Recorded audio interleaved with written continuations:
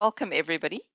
Thank you for joining today's live Lansmont product update, where we'll be showcasing Lansmont's TruMotion Acceleration system in action. This is a unique opportunity to see the sled perform and get your questions answered by our VP of Technology, Eric Jonassen. As most of you know, Lansmont is a proud member of the Physical Properties Testers Group, a collective of specialized brands in physical properties testing. PPT covers areas such as tensile and compressive strength, torque testing, textile analysis, and real-world dynamics like shock and vibration. Alongside Lansmont, our family of brands include McMesson, James Hill, and Heluris. To learn more about PPT or our individual brands, visit the PPT site or check out the site for our on-demand content. I will put a link in the chat box for your convenience. Many of you already know today's host, Eric Jonassen. I'm Sharon Smorenberg, one of the organizers, and we're supported by a dedicated team across the United States, Europe, and Asia. As always, we encourage you to ask as many questions as you have. Throughout the webinar, you can use the question box to submit any queries you have, and we'll address them at the end of the session. Like any of our previous webinars, it is being recorded, and you'll receive the recording via the email you registered with. Feel free to share it with colleagues who couldn't attend or keep it for future reference. And now I'll hand it over to Eric. Okay, thank you, Sharon. I'm going to go ahead and turn on my camera real quick here. Hopefully everybody can see myself. So I am literally live today in front of one of our TruMotion Acceleration test systems. I'm actually here at Michigan State University in East Lansing, Michigan, where we have one of these systems installed. So we're trying a new idea here is to do a live webinar so I can eventually not only just share some slides on relevant information, but actually show you how the machine works, walk through it a little bit. If you see the chat, you noticed maybe that I said something before this started about my phone not working. We hope to have two cameras. We've done this in the past. This is the first time trying to do it live in this arena. So I was able to actually use my phone as a second camera to walk around and show specific pieces of the equipment. So that I wasn't able to get working, but I think it's still going to be fine. This is a good view eventually to see the whole system, and I'll be able to point out kind of key features associated with the system as we move forward. But I'm going to turn my camera off right now and start by sharing some slides that support the equipment, and we'll eventually I'll come back on, walk through some of the again individual key components that make up the machine itself and show you how it operates. So bear with me here. I'm going to stop sharing my screen, or excuse me, my camera, and go to my presentation. So TruMotion Acceleration Load Stability Test System, LSTS, sometimes we refer to it as well as another acronym. So, this is what I'm going to focus on today. I am, this is, in the past, my webinars have been more, I guess I would say educational, where this one is more, commercial, if you want to call it that, but I'm specifically talking about a new Lansmont product, a relatively new Lansmont product. So I'm going to talk about this product, what it is, what it does, and why it exists. Quick overview of, why we are talking about load stability test systems. I've shared these slides in the past as well. There's been increased awareness on things associated with the stability of unit loads or pallet loads of goods that are traveling through the supply chain. Why? A lot of it started because of sustainability initiatives that one way or the other have led to reduction of structural primary, secondary, and tertiary packaging. So that's what this kind of slide is at the bottom, kind of shows, how water once upon a time was shipped maybe in a corrugated or fiber case, eventually moving to something that is a shrink, a corrugated tray with shrink materials to just shrink in a pad, forget the corrugated tray, to unsupported shrink. So, these kind of trends, which are good in their overall goal from sustainability perspective, use less materials, but it means that things are, in many cases, are becoming more dependent, the unit loads more dependent on the performance of the films themselves for containing the load and making the load remain stable as it travels through the supply chain. And so this has, raised issues associated with the integrity and the stability of the loads. So, we say less is more, but how much less? How much less before we start getting into problems like you see there in the upper right, where loads shift in the back of trucks, trailers, maybe intermodal containers, they shift, maybe tip over, spill and get damaged completely. So we don't want, these types of loads ending up looking like this, where they're all shifted. And, not only is it potentially bad from a damage perspective, but there's even the safety side of things, right? So if you look at the truck on the left-hand side here down in the bottom, obviously, it's not only bad that the loads can shift, maybe get damaged, but there's the safety aspect is what happens if something falls out of the truck? What happens if it doesn't even fall out of the truck, but now that truck passes another vehicle and hits, potentially impacts against the other vehicle, or impacts against, or falls out and injures people, kills people. It's a big deal, and in certain areas of the world, not so much here in the United States, but certainly in Europe and even within Asia, they use the types of trucks, or you use what we call here referred to as curtain cider trucks, where there is no structural walls, let's say, that contain the loads on the side of the truck. So it's a much bigger issue, or more amplified, I'd say, in different areas of the world where it's a safety concern. From the rules and regulatory requirement side of it, from the packaging, in the United States, there's really not, again, there's regulatory recognition of these types of issues within the Federal Motor Carrier Safety Administration, FMCSA, in their cargo securement rules. But it doesn't really call out, and I'll show you here shortly, but it doesn't refer to or call out testing in any case. It just kind of recognizes the importance and significance of it. In Europe, they have an European Union EU roadworthiness directive where this is specifically addressed: load stability, cargo securement, and safety. And I'll talk to you a little bit more about that as well. And they now do, in their case, get into talking about very specific testing procedures that have to be basically adherence to those testing procedures moving forward. So UMOS, we call it UMOS. OIMOS is another reference that you hear around the world, but it stands for European Safe Logistics Association, based in Europe. It's the website. They have a very specific test method. It's their UMOS 40509 test method for load unit rigidity. And that is a very specific test procedure that calls out steps that you go through for kind of, assuring or assessing the stability of unit loads before they ship. In the US, back to the Federal Motor Carrier Safety Administration, just a screen capture from their website, talks about cargo securement rules.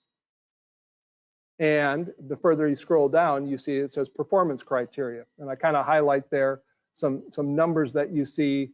It says 0.8 Gs. It has to be able to withstand 0.8 Gs of deceleration in the forward direction, meaning basically a vehicle braking.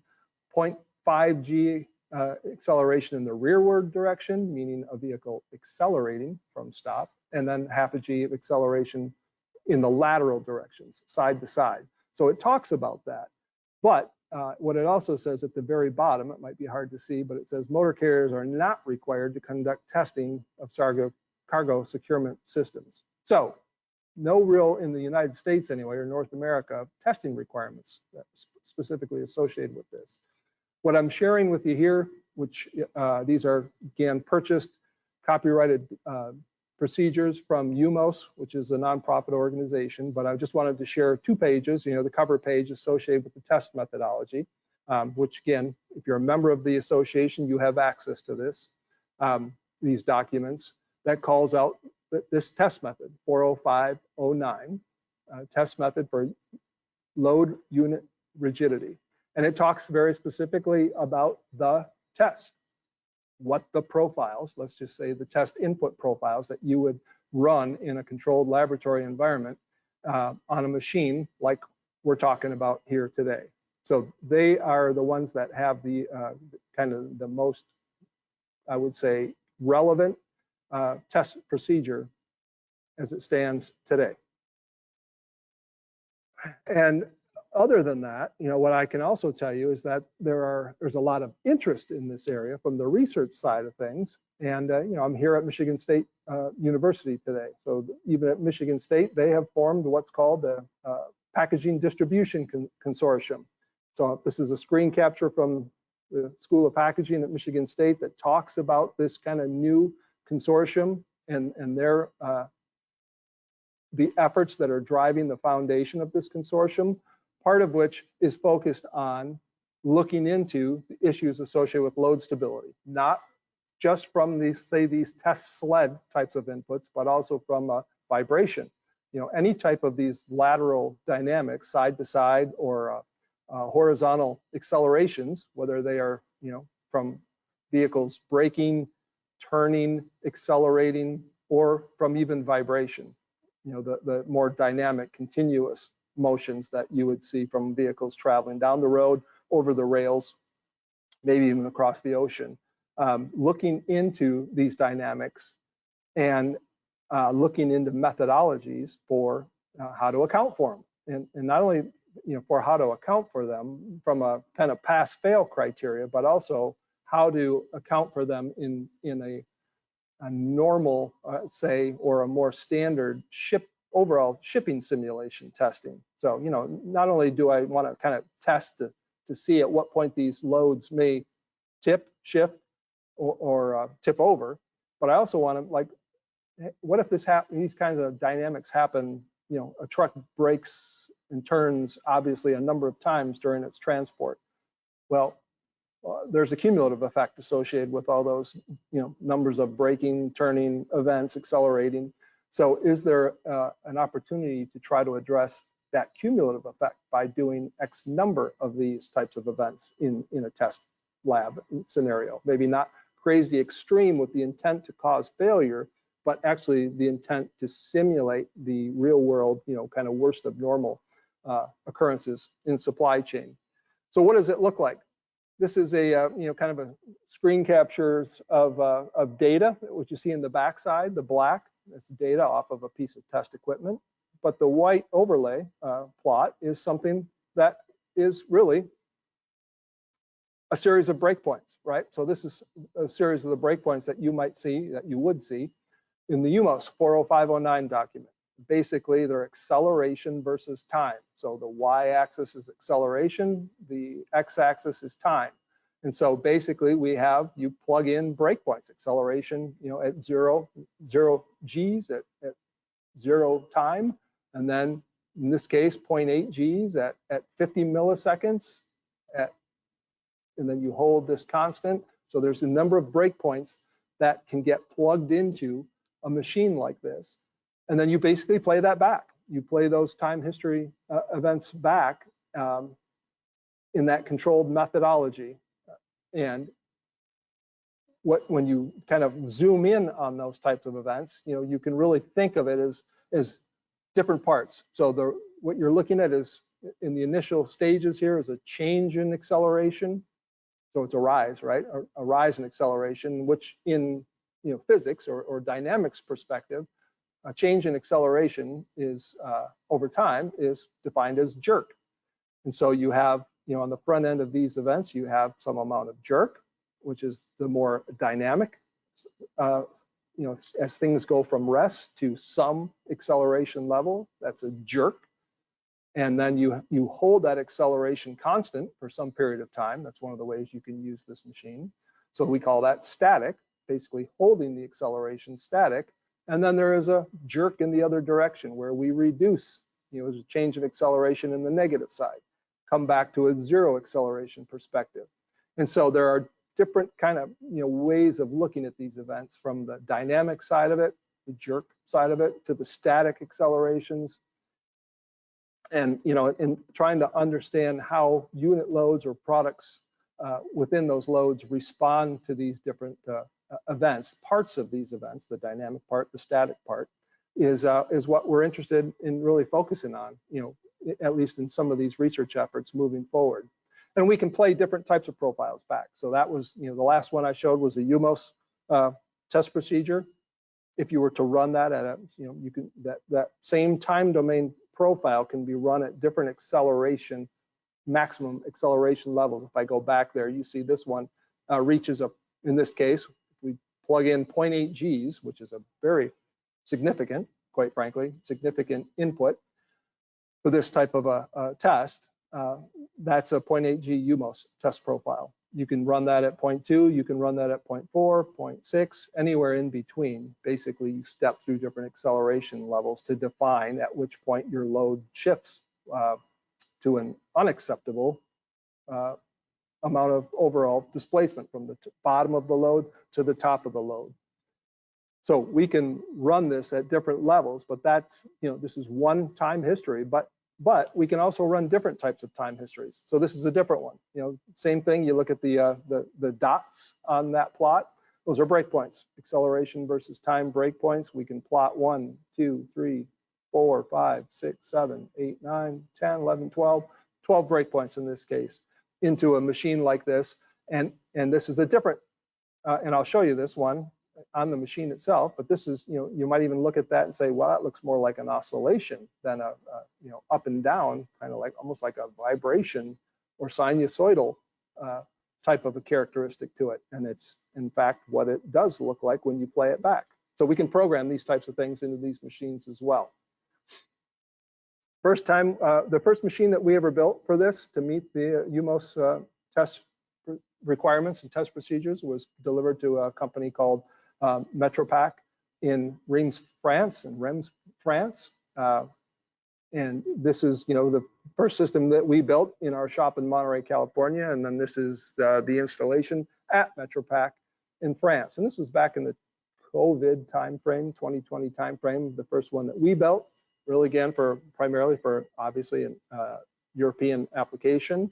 And since then, we have, you know, within the last 6 months or so, have now delivered additional systems. One here at Michigan State University that's behind me that I'll show shortly, one at Virginia Tech, Blacksburg, Virginia, and one at Rochester Institute of Technology, NRIT. And then what you can kind of get from that is there's an intentional effort, at least on our part, to try to work with the research community to say, hey, this technology has a lot of promise. You know, we believe that obviously it's got applicability right now from a standardization perspective or requirements from the UMOS side of things. But above and beyond that, what are some of the other ways this can be used to address things? Again, not really from a test to failure, but from a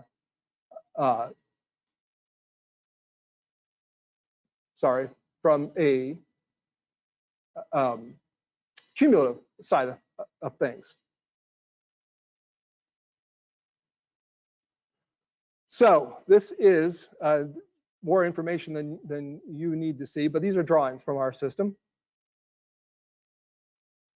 And this, what I wanted to point out here is that we talk about things when you look at the either top down of the design or the front side of the design, which is this dimension A, which really speaks to the length of the overall test system. How long is this test system? And you can see that we offer it in 3 different lengths. We can build it in 3 different lengths, 250 inches, let's call it roughly 250 inches, 350 inches, and 451 inches. And that's the overall length of the test system itself. But what that then provides to you at the different lengths is an operating stroke, you know, how much the actual carriage can move within that space. How much stroke does it have moving from one end to the other?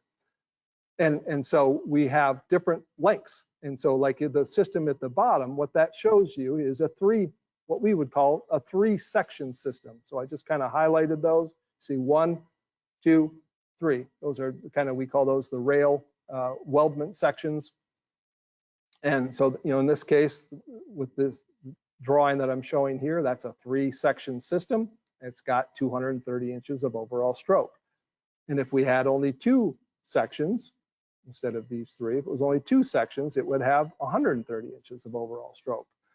To perform the UMOS test at the very base kind of, well, would it meet the UMOS specification? Yeah, a 2-section system, the shortest system overall, no problem in meeting something like the UMOS test specification.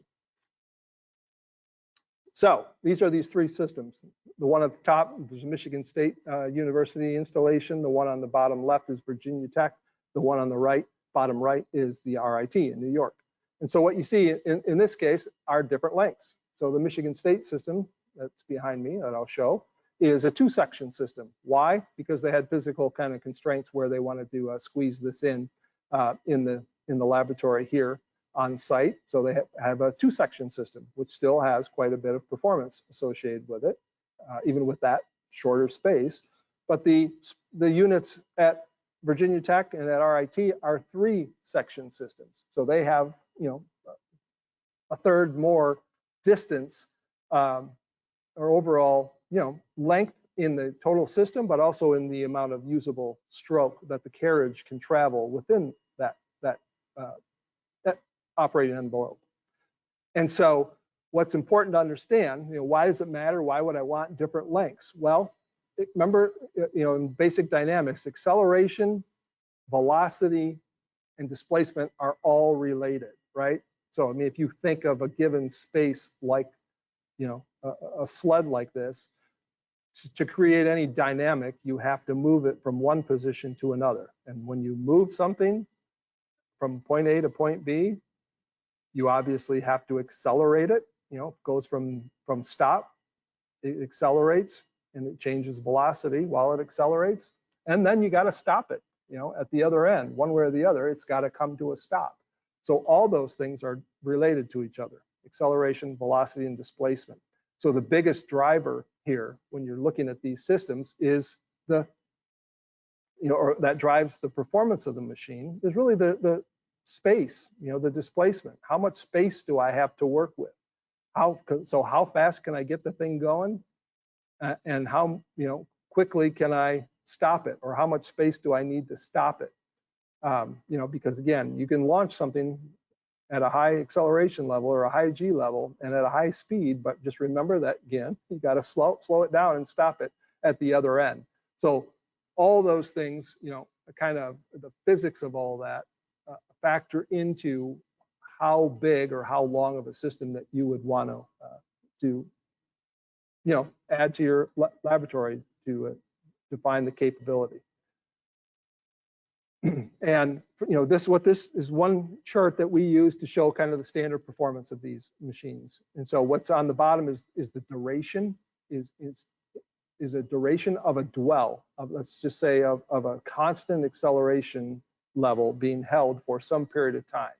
So if I look at the blue dot, first blue dot, that's at 1 G. It says if I want to achieve 1 G of acceleration, I can hold that constant for about 425 milliseconds, which is a long time in this world. 425 milliseconds, almost a half a second at 1 G horizontally is a lot. And that's, again, that blue trace is showing bare table. Now, if I put 1,500 kilograms, which is a heavy load on the carriage, I can achieve 0.8 Gs for just over 300 milliseconds, 320 roughly milliseconds. So, the load factors into things as well. So the heavier the load, makes it a little bit harder to do certain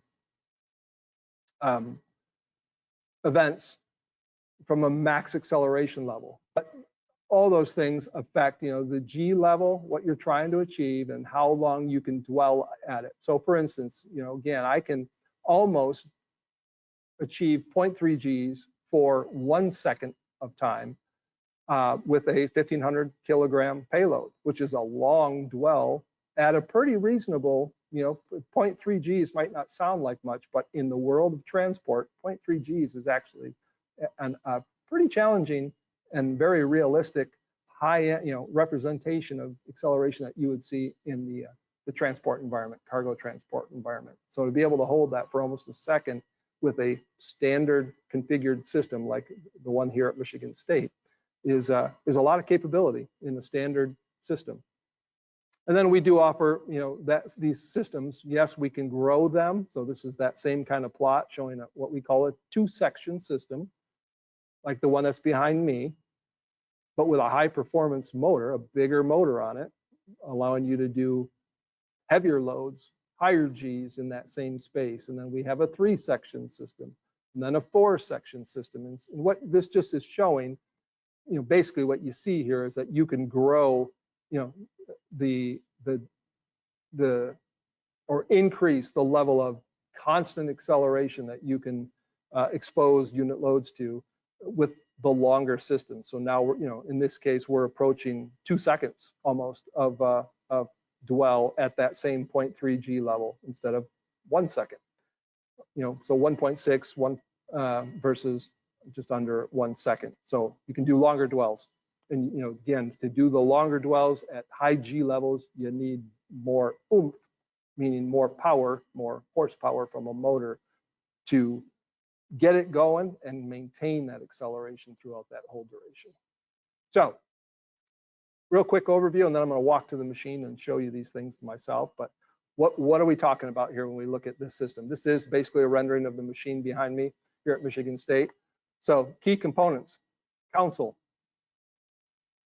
The console is basically where power comes in, right? So it's where power comes in from the facility and gets distributed. And that's where the motor driver inside there. So a lot of electronics inside there. There's a PLC, logic controllers, programmable logic controllers are housed inside that control station. And then that power gets distributed out to the motor, but it also gets distributed, low voltage power gets distributed to various parts of the control itself, the PLC controller, and some of the safety interlock side of things. So it's basically houses power and logic, not a lot of, other than turning main power on and off, not a lot of interaction from a user perspective. Power from there gets distributed out to the drive assembly. That's basically a motor. That's the big motor. And that, in this case, is oriented vertically up and down. That motor can be laid down on its side. So you kind of see the motor is attached to a shaft here. And that shaft has belts, gears and belts that are attached to the shaft. And those belts are what drive or move the sled. So this motor drives the shaft, but this motor can be, based on the configuration here of the mounting block, this motor can be laid down flat or it can be standing up. In the case that we're here at Michigan State, because of real estate being tight in their facility, they chose to stand it up. There's no compromise one way or the other. There's no decrease in power or performance capability. There was a little bit of decrease because they had to be careful about the carriage coming close to it. So it ate up a couple inches of its overall stroke, but not much at all.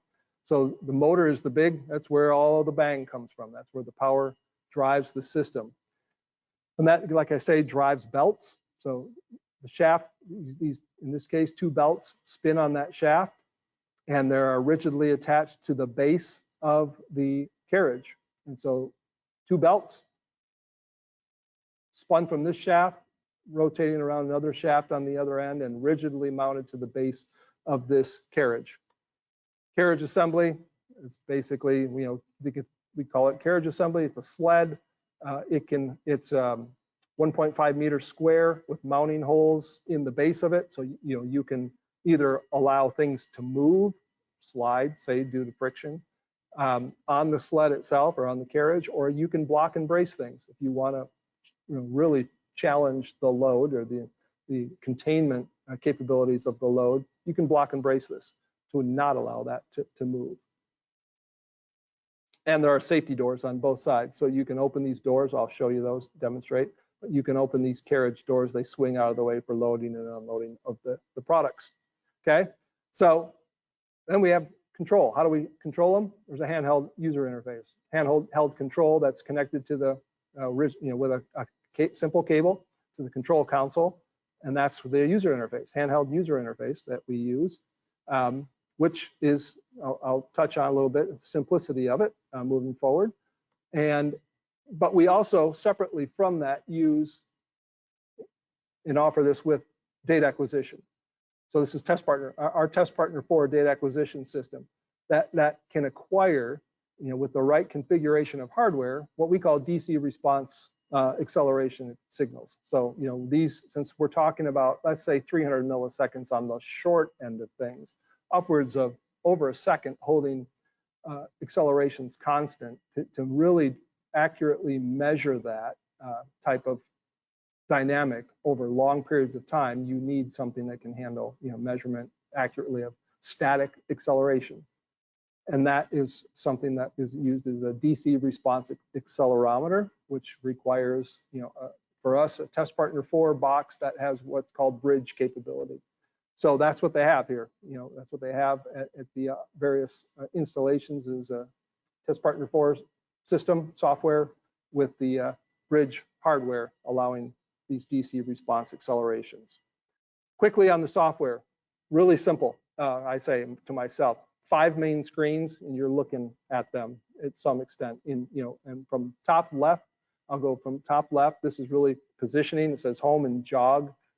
Jog basically means move. Jog it to the left, jog it to the right, or in our case, the terminology is negative and positive, depending on how you define things in your individual installation. But it's how we move things. Can actually position things left and right. How we can basically set the 0 position of the center of the overall stroke, and how we can move it automatically to different positions, like move it all the way to the front for loading, or move it all the way to the other side for loading. There's different ways to set those positions, so you can say, here's, when I'm loading and unloading, I want to do it from this position, and I want to do it from that position every time. So this is, for movement. This now over here on the right is the setup. Basically, what you would do here is where I talked about the number of breakpoints that are used to define a acceleration time history profile, G level and time. This is where you enter those values. Simple as that. You're basically entering breakpoints, time, and acceleration. So this is, might be hard to see, but it says this is time 0, acceleration 0 at 100 milliseconds, 0.2 Gs, and it calculates then the displacement and the velocity associated with you entering those breakpoints. So you have the ability to enter in these breakpoints and save those as different profiles. And then down here on the left, when you actually go to the next screen, which is to run a test, I can run individual tests, like let's say the UMOS 40509 test procedure, or I can run my own test profile. If I have, call it, in this case, you see a series of tests that are queued up. And this says, the blue profile. It's just a name, but it's a blue profile. It's a time. This is an individual time history, followed by a different individual time history, followed by a UMOS test. And it would do all 3 of those sequentially. So I can build up a queue of events. And quite frankly, I could just do, a UMOS test over and over, do 10 of those in a row, or 20 of those in a row. There's a limit to those, but it's a very large number. I think it might even be 100 that can be in the queue.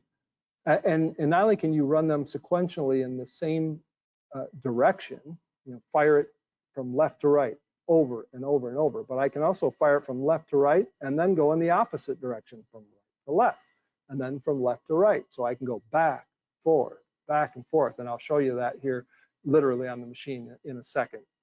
And then there's an option screen over here, which really is something that you wouldn't operate or interface much with at all. But this is the, these are the 2 most widely used. Maybe the jogging for positioning of the sled one direction or the other.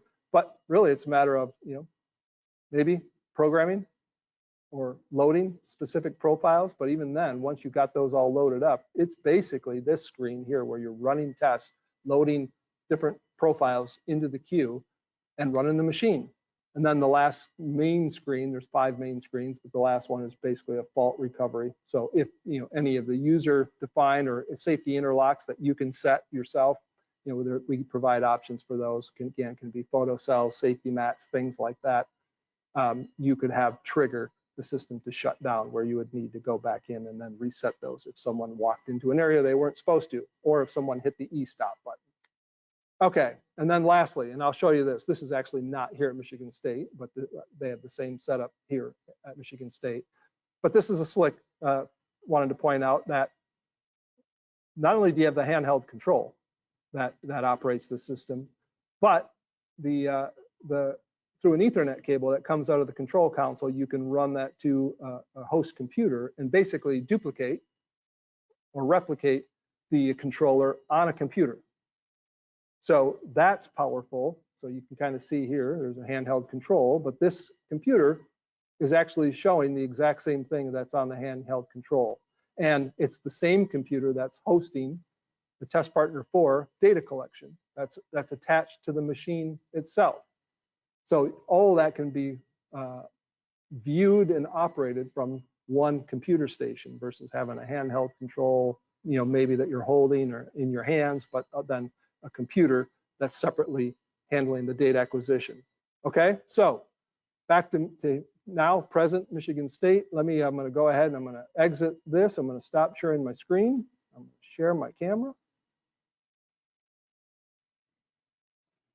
All right, I think that's good. Sharon, I don't know if I can hear you or anybody, but I'm assuming all is good. So I'm going to go ahead and walk through a little bit of what you're looking at here. I apologize, as I get out of the way, I think the color might be a little bit better. So you can kind of see in this situation, hopefully you can still hear me well. This is their control setup on this side of things, just like I showed in the previous picture. Handheld control right here. This is the handheld controller. I can walk around anywhere and operate this and position the sled from one direction or the other. You can see I'm moving the sled right now from the jog screen, and you can see that screen is changed from what's showing here on the screen. I can actually also operate the machine from the screen. These aren't touch screens, but I can with the mouse operate the screen or the total system from here. I can put this away on another shelf and not even have to see it, or I can hang it on the wall or have it in a different location. And then I have my Test Partner data acquisition all hosted from the same computer that's down here. So Test Partner 4, you can kind of see the Test Partner 4 box here, computer all on the same cart, okay? So I'm gonna move this out of the way though, just because it's as best I can anyway. So you can see a little bit more of the machine. I gotta be careful because the accelerometer cable, and if I rotate it that way, don't want to damage the cable. So back in this corner, apologize, but motor, big motor. You can get an idea how big that is. I'm not necessarily a super big person. I'm not small either. This is a big motor, very powerful intentionally. They wanted lots of power. The universities all have big power and capability to do big things, to investigate kind of the realm of how much really in the end is the right amount of power needed to do, let's say, 80, 20, 90% of everything you'd want to do. What's the right size you need? Well, they all have very big power. That's the motor. Hard to see it, but down below that is the shaft. If I had my camera, unfortunately I don't have my portable camera, but that shaft is spinning 2 belts that are attached to the underside of this carriage. So the belts are rigidly attached to the underside of the carriage, and that's what moves the thing back and forth. And there's an accelerometer. You can see the white cable coming out through the frame of the machine. So there's an accelerometer rigidly mounted to the underside of the frame on the back side. It's got a track that the cable travels in, so it's safe and out of the way, not going to get crimped during operation. And then it's fed out through here to the back of the Test Partner system. The carriage. So I can open the gates. Simple as that. Slide this open. being careful with my computers. That's where I can get access. This obviously swings farther out of the way to load and unload the product in here. And what is probably not easy to see without me if I had my other camera, but there's a hole pattern in the carriage itself. I think there's 6-inch spacing, square spacing for mounting whatever you want, blocking and bracing, bars, whatever it might be to restrain or hold the load in place, at least the pallet load in place from moving. So you can see how well the load is going to stay together based on its structural rigidity, the filming. We often show bottled water in these kind of examples because why? It gets kind of old seeing it, but the reality is they're good for demonstration of what these forces, these lateral forces or horizontal forces can cause, because it's a flowable product, literally, because it's water, but also because there's not a lot of structural packaging involved here. It's all film. It's stretch wrap film, but also shrink wrap around the bottles themselves.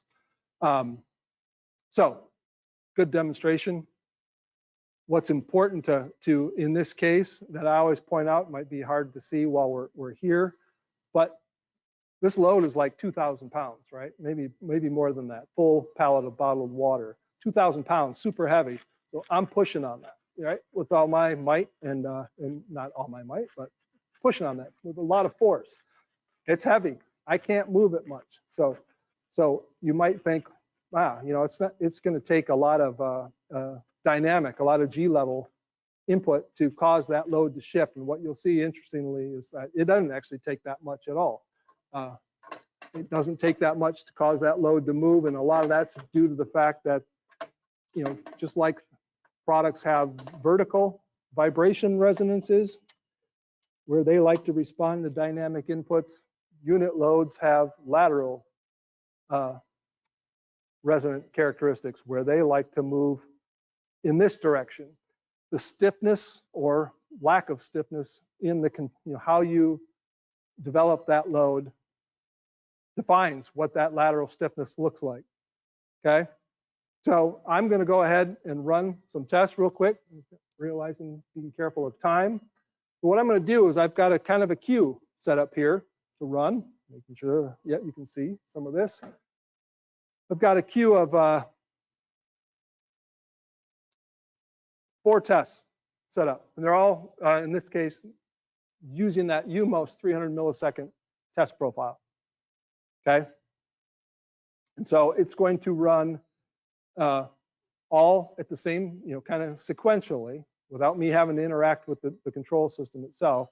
It's going to come down at 0.15 Gs. It's going to go back at 0.2 Gs. It's going to come back this way at 0.3 Gs, and then it's going to go back one more time at 0.3 Gs. So just, with your own eye, hopefully you'll be able to hear and see that there is a difference between each one of those 4 inputs. And then I'm going to acquire the signals from that simultaneously as we perform this. So not sure if you can see, it's hard to see the test profile here, but I'm going to move this control system out of the way here. I'm going to arm my test partner data acquisition to record continuously. Bear with me real quick. I'm going to calibrate the sensors, the low frequency inputs. Okay.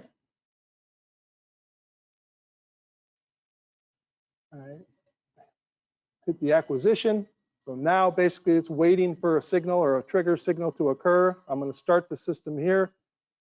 You'll start seeing it move. That was 0.15 Gs to the left.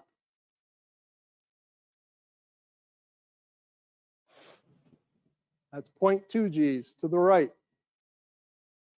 You see it being updated over here on the test partner screen.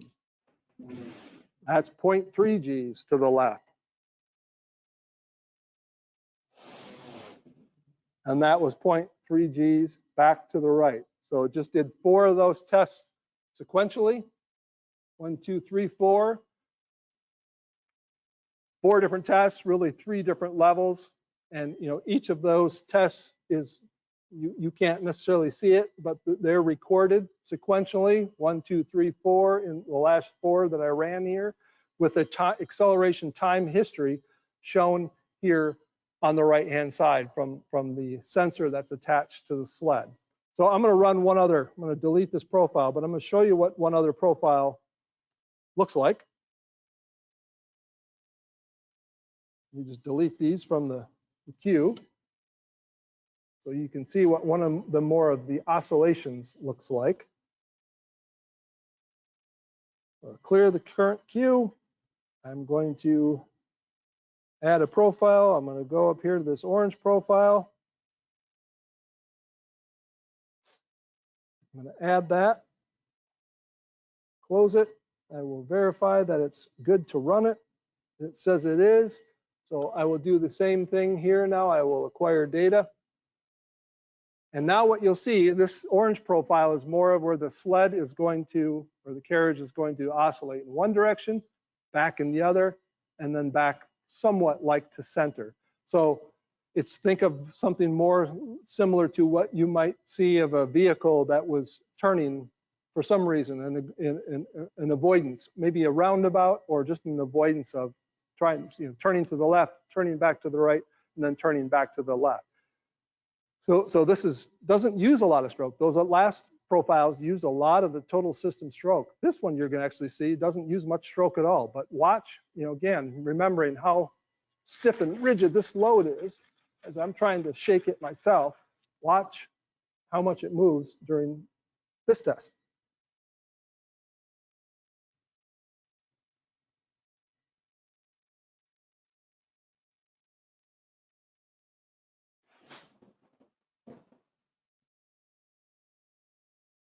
And I'm not sure if you can see basically the waveform. Remember I showed that earlier in my presentation slide. So you kind of see this shape here on the screen of a oscillation. Yeah, it's not truly sinusoidal, but it does have an oscillatory look to it, oscillation. And I'm going to run it one more time because it's interesting and fun, and you'll see it update. But watch the dynamic.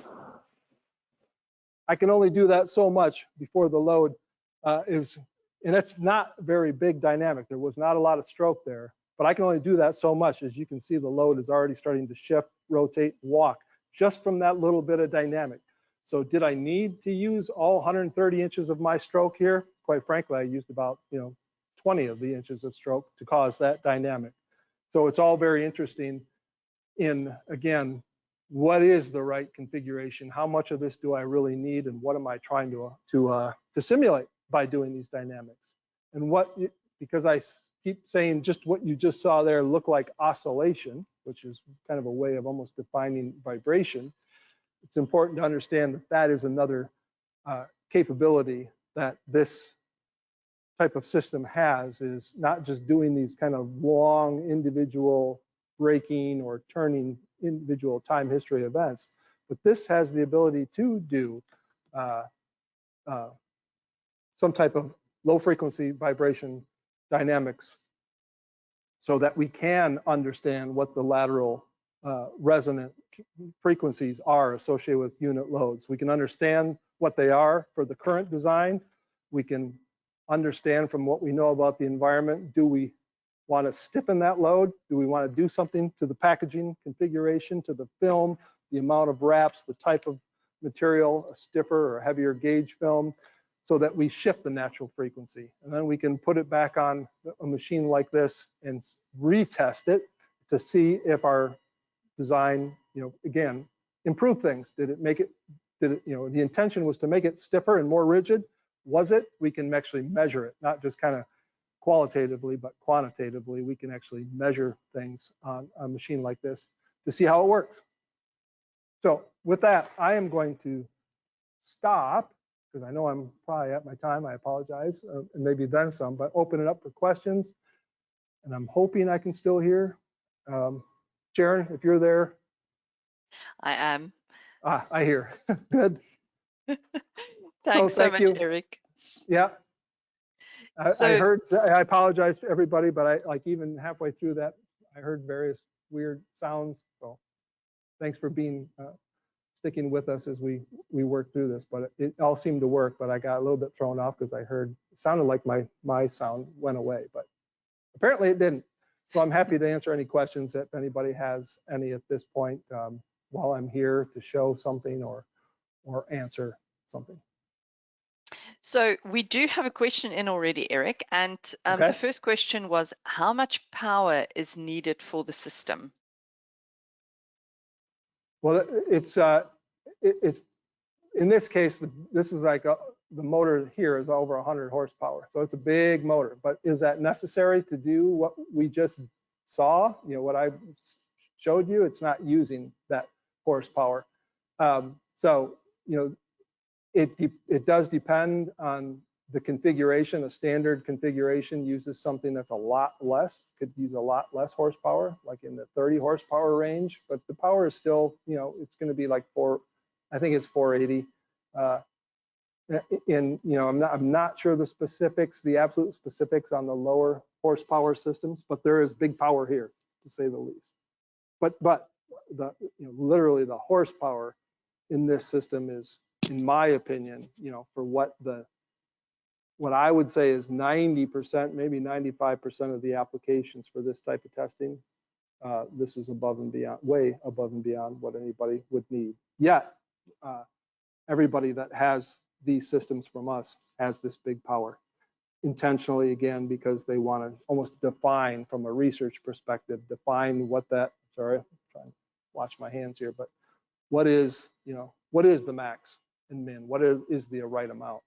I have my feelings on that, you know, my gut feelings from my experience looking into all this, but I think, you know, it's important that an equipment provider doesn't tell you what that is. You know, we'll give our thoughts, but I would rather have the research community validate things from their side of things. Right. I don't see any more questions. If anybody has any questions, now would be the time to type it into the question box. But if there are no further questions right now, you are still welcome to contact Eric. And his email address is eric.jonason@gmail.com. And I will also put it in the chat box for you now. So if you have any specific questions that you want to address regarding whether it's load stability or the TruMotion acceleration sled, you can address it to him, or even just the confirmation email that you received from us. If you just hit reply on that, that will come back to us as well, and we can assist you with any questions that you might have. I think we might have another question. I just want to make sure. Yes. The second question is, are the sled bases able to be made large enough to put two pallets side by side and tall enough to double stack? Yeah, I haven't heard about a question about side by side, but I have, you know, had questions about the double stack. So, you know, we haven't addressed that because this is, you know, the intent on these at this point has been for individual, you know, testing of individual unit loads. Things get a lot more, potentially complicated. Not that it can't be done, but, you know, there's cost benefit to everything. So it becomes much more challenging to you know, things become heavier. So, and then if something fails, especially if it's double stacked and tips over, you know, you have to think about how would I address that from the double stack perspective. So we don't right now have any plans to go bigger or taller, let's say. So it can handle, it's for individual unit load testing. Thanks. Next question, what is the maximum payload capacity of the TruMotion for simulating heavy shipments? 1,500 kilograms. So which from an individual unit load is still pretty large. And, you know, that's the specification that we have for this. That's our specified max performance. It doesn't, you know, the trade-off, I'm not going to say that you could test heavier than that, but let's say if you could, let's say 2,000 kilograms, if you could, the trade-off would likely be that you couldn't test to as high of G levels as you could with, the lower. Obviously, if you look at some of those performance charts that I shared earlier, you need a certain amount of power, right, to drive that heavy load or whatever the load is down the length of the rails themselves. So the trade-off, for heavier loads, is likely some reduction in the overall G levels. But these things, like even at the standard lower horsepower rating, still do upwards of 1 G with that, like the UMOS test spec. 1 G is, in this world, extremely high G level. Most loads aren't going to be able to withstand that G level, quite frankly. Most loads are going to struggle to withstand a half a G of input. What I ran back there maxed out at 0.3 Gs. If I ran 0.5 Gs, I have to clean, potentially, especially with this load, what it's been through back here, I'm likely going to have to clean that up, or I'm going to cause a mess. And I'd like to see it, but I don't want to be the one cleaning it up or causing a mess for these guys at Michigan State. So it's, in the real world, I'll just tell you, this is really more about the machine, not about the research side of it. But from the research side of looking into these dynamics in the real world, on transport vehicles, if you approach 0.4 Gs, you're at the 99th percentile of types of lateral accelerations that you'll ever see in transport. That's been my experience, not just from my own measurements, which have been many, but also other people that have done measurements and presented on that. So, and that's an area that still needs research to look into, but since these things can do drive 1,500 kilogram payloads upwards of a G, like a half a G or 0.3 of a G, which is now even 0.3 of a G is at like the 90th, 95th percentile of what you'll ever see. Piece of work for these systems, or piece of cake for these systems. Not pushing it at all.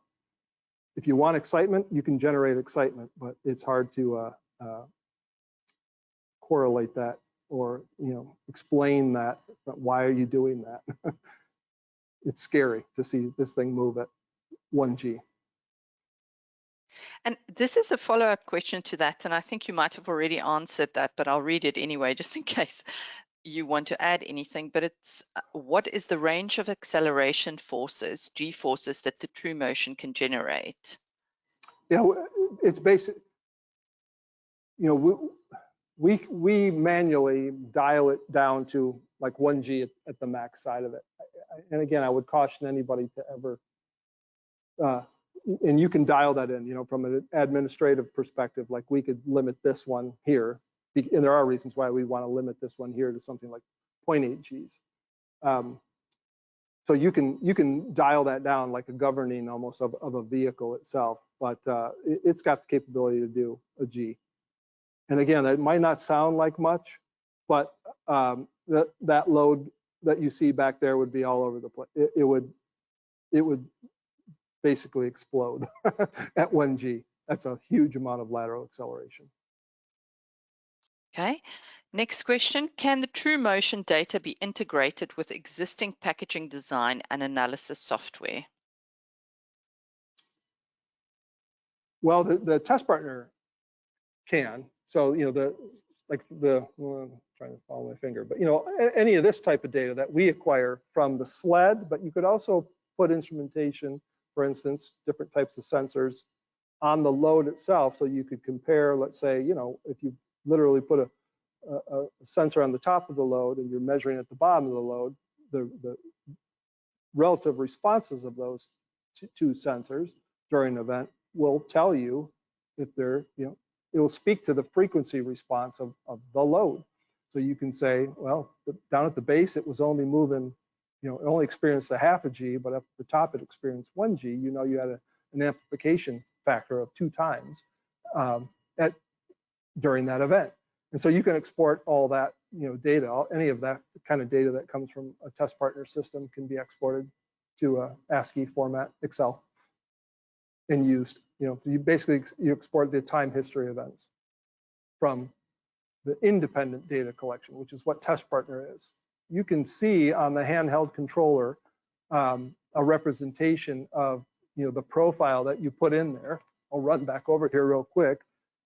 I can't show you, but it might be hard to see, but there's a little screen here. When I run a test, it's actually showing that acceleration versus time profile here on the screen. But it's a calculation based on encoders and things that are on the motors, and looking at torque. So it's telling you what the system's doing. It's giving you interpretation of what's taking place. We independently is why we use test partner. It's like a verification, right? Independent from the control, verification of what we wanted it to do, what we asked it to do, it was really doing. What was it that it was really doing? And that's really kind of the way even a control system works on a vibration system. I'm pointing at one that's here in the laboratory. You can't see it, but you have independent. You ask a machine to do something. What is the way that you verify that it was actually doing what you asked it to do? And that's what test partner is used for in this case. Not only the machine, but you could attach sensors to anywhere in, on, or around the load that's being tested. And it doesn't have to be, we always talk, like I said, I show a lot from the palletized or unitized water because it does have a certain amount of wow factor to it because it really moves. It's crazy how much it moves.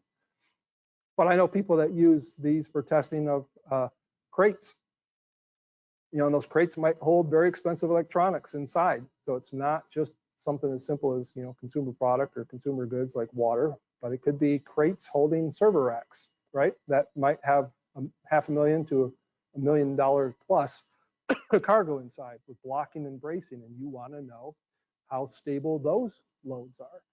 And so you can get very, you can instrument all of that during these types of events and get the responses, to the input. So you can put in known inputs that are representative of the field, what you would see in the field, and then you can get an idea of what the response of not only let's say the crate or the primary packaging is, but how the actual product itself responded to that once the dynamic came through the packaging. How much did my server rack flip and flop back and forth?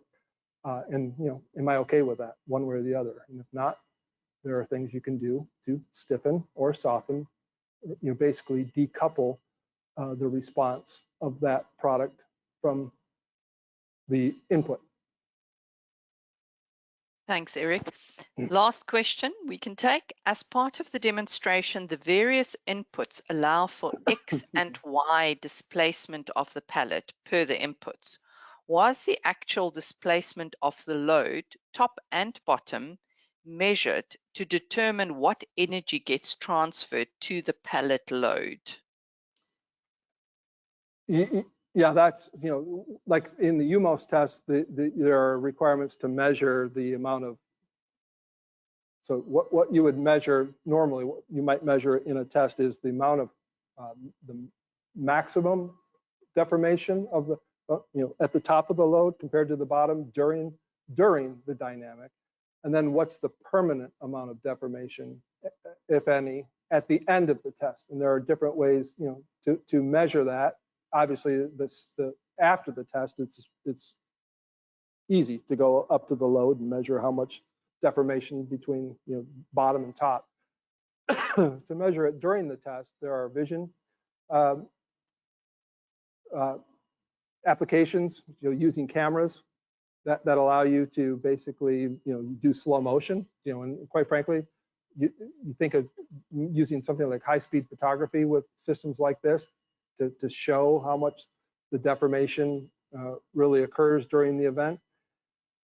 But high speed is, when you're considering the length of these events, hundreds of milliseconds, you don't really need much of a fancy high-speed camera. Sometimes high-speed vision programs or hardware and software can get in the tens of thousands, maybe even more, for those types of systems.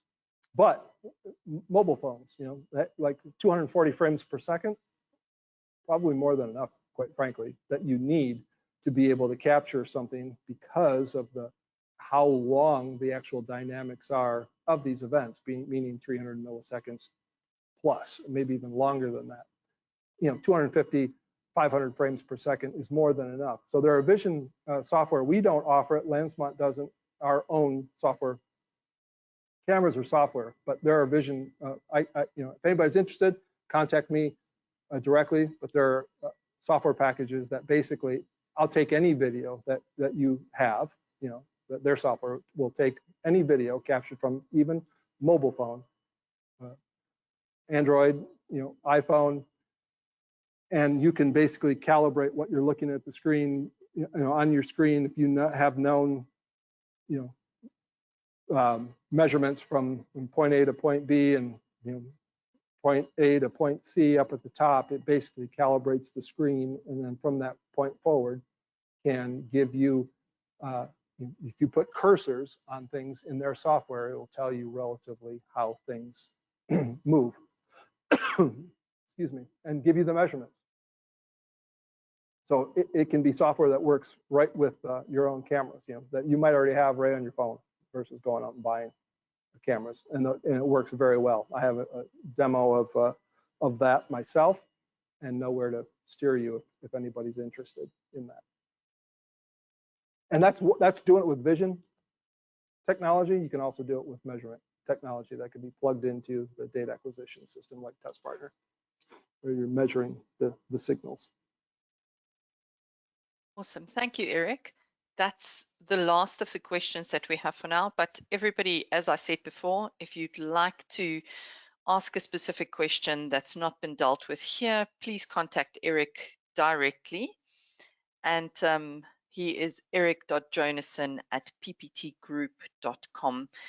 And this is us ending our product update here, which, like Eric said, is a bit different from our normal educational webinars. So we hope you enjoyed it and will join us for a second one. Thank you, Eric. And yeah, thank you. Thank you, everybody. Thanks for sticking with our first go at this. Thank you, everybody. I'm going to end the webinar, and we hope to see you on one of our other webinars. Have a good day. Thanks, Sharon.